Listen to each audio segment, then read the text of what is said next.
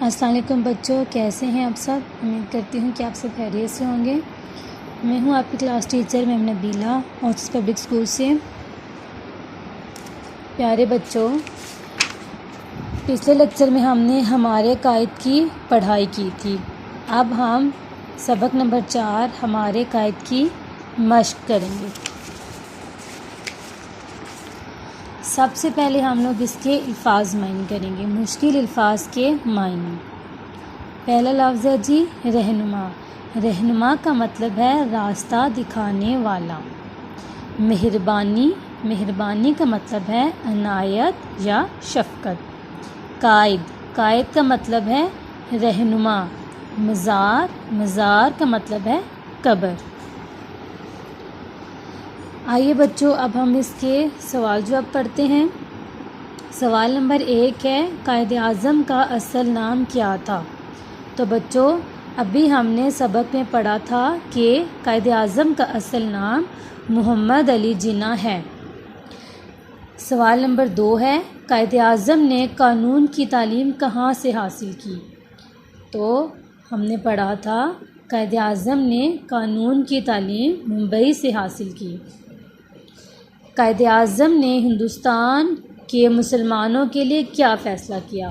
तो बच्चों, हमने सबक में पढ़ा था कि कायद आज़म ने हिंदुस्तान के मुसलमानों के लिए अलग कौम बनाने का फ़ैसला किया था। सवाल नंबर 4 है कि कायद आज़म का मज़ार कहाँ वाक़या है। तो प्यारे बच्चों, आपको पता है कि कायद आज़म का मज़ार कराची में है। आइए बच्चों, अब हम अगला सवाल करते हैं। अगला सवाल है हमारा, दुरुस्त जवाब पर दायरा लगाएं। कायद आज़म का मतलब है, कायद आज़म का क्या मतलब है। अच्छा रहनुमा, बड़ा रहनुमा, सच्चा रहनुमा, मेहनती रहनुमा। तो बच्चों, सही जवाब है बड़ा रहनुमा।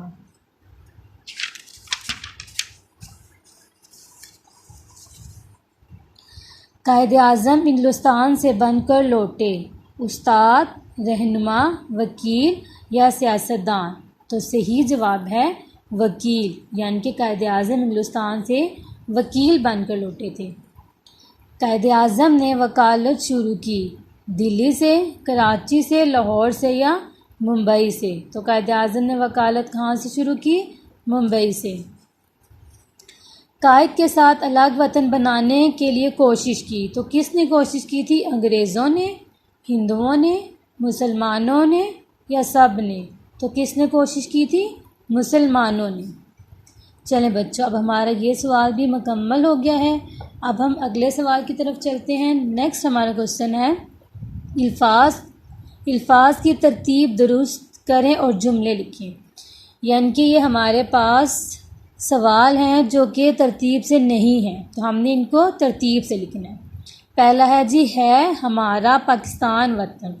तो हम इसको तरतीब से कैसे लिखेंगे, पाकिस्तान हमारा वतन है। कराची है कायद मज़ार का। तो इसको हम तरतीब से कैसे लिखेंगे, कायद का मज़ार कराची में है। सूबे 4 के हैं पाकिस्तान। तो इसको तरतीब से लिखेंगे, पाकिस्तान के 4 सूबे हैं। अलग हैं एक मुसलमान कौम, मुसलमान एक अलग कौम है। चलें बच्चों, हमारा ये सवाल भी मुकम्मल हो गया। अब हम चलते हैं अपने नेक्स्ट क्वेश्चन की तरफ। ये है जी, हरूफ को मिलाकर अल्फाज बनाएं और दुरुस्त इमला सीखें। मीम हे नून ते। तो बच्चों, मीम हे नून ते क्या बनेगा, मेहनत। वाओ काफ छोटी लाम, तो ये क्या बनेगा, वकील। ते आइन लाम छोटी मीम, तो ये बनेगा तालीम। मीम सीन लाम अलिफ नून, तो ये बनेगा मुसलमान। हमारा ये सवाल भी मुकम्मल हुआ। नेक्स्ट क्वेश्चन है हमारा बच्चों, अल्फाज को इनके मुतज़ाद से मिलाइए। तो ये हमारे पास लिखे हुए अल्फाज मुतज़ाद। पहला है जी सर्दी। तो सर्दी को हम मिलाएंगे, सर्दी का मुतज़ाद क्या होगा, गर्मी। सर्दी गर्मी। धूप छाँव, अच्छा बुरा। बड़ा छोटा, आज़ाद गुलाम। ठीक है बच्चों, हमारा ये सवाल भी मुकम्मल हुआ। नेक्स्ट क्वेश्चन हमारा, था और है का इस्तेमाल करके जुमले मुकम्मल करें। तो बच्चों, था का इस्तेमाल हम किस चीज़ के लिए करते हैं? जो चीज़ गुज़र चुकी हो। और है का इस्तेमाल हम उस चीज़ के लिए करते हैं जो कि हम अभी कर रहे हों। मुझे आज सुबह बुखार, बुखार था या है? तो था। मुझे आज सुबह बुखार था। हामिद कल मेरे घर आया था। सना अपना सबक रोज़ याद करती है। सूरज मशरिक़ से निकलता है। ये सवाल भी हमारा मुकम्मल हुआ बच्चों। अब हम चलते हैं नेक्स्ट क्वेश्चन की तरफ। अगला सवाल है जी, अलिफ को ये से बदलें और वाहिद के जमा लिखें। ठीक है, हमने अलिफ की जगह ये लगाना है और वाहिद के जमा लिखने हैं। जैसा पहला है जी कमरा, कमरा का क्या होगी जमा? कमरे। यहाँ पे अलिफ था, यहाँ पे हमने ये लगा दिया। अलिफ की जगह ये लगाया तो ये इसकी जमा बन गई, कमरा कमरे। ताला ताले, तोता तोते, पत्ता पत्ते, मोज़ा मोज़े।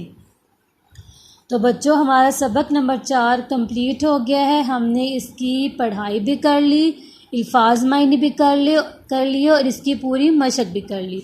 अब आपने अच्छे से इस सबक की पढ़ाई करनी है और इसकी एक्सरसाइज को याद करना है। Thank you very much.